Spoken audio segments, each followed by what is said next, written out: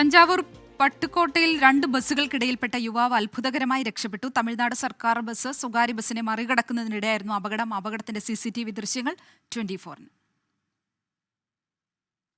മുഹമ്മദ് റഹീസ് ചെന്നൈയിൽ നിന്ന് വിവരങ്ങൾ നൽകും. റഹീസ്, ഈ അപകടം എങ്ങനെയായിരുന്നു? എന്താണ് സംഭവം?